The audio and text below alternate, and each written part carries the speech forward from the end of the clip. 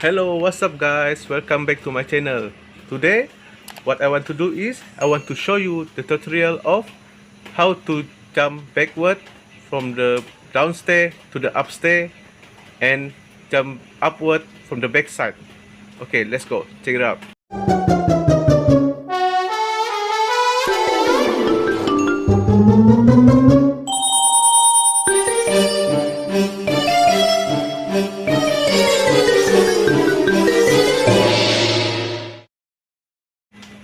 Okay, hari ini saya akan menunjukkan tutorial video cara untuk melompat dari belakang, dari bawah tangga ke atas tangga dengan posisi ke belakang, dan melompat dari bawah ke atas dengan posisi belakang juga dekat almari tinggi dia 1 meter lah, macam tu. Okay, jom sama-sama kita lihat. Okay, let's do it 5 times. Stay, back